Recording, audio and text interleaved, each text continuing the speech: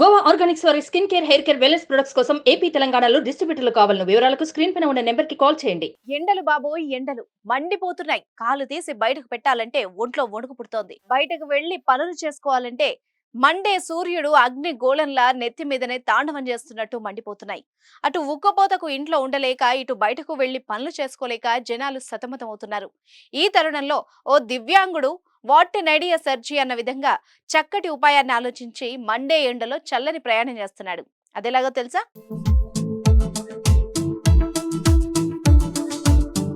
రాష్ట్రంలో ఎండలు మండిపోతున్నాయి. బయటకు వెళ్లాలంటే జనాలు జంకుతున్నారు. ఇక వాహనదారుల బాధలు చెప్పాలంటే వర్ణనాతీతం.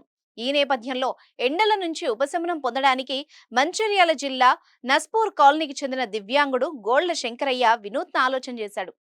ఎండ వేడిగాళ్లు తగలకుండా తన స్కూటీకి గ్రీన్ మ్యాట్ ఏర్పాటు చేశాడు. అంతేకాకుండా ఇరువైపులా 4 మనీ ప్లాంట్ మొక్కల్ని పెంచుతున్నాడు. దీంతో ఎంతటి ఎండలో ప్రయాణించినా చల్లగా ఉంటుందని శంకరయ్య వెల్లడించాడు. దీనిపై నెటిజన్లు బాగా స్పందిస్తున్నారు. మీ ఆలోచన గ్రేట్ సార్ అంటూ కామెంట్ చేయగా, ఇండియాలో ఆలోచనలకు కొదువే లేదంటూ మరికొందరు కామెంట్ చేస్తున్నారు. మరి మీ కామెంట్ ఏంటో కూడా చెప్పండి.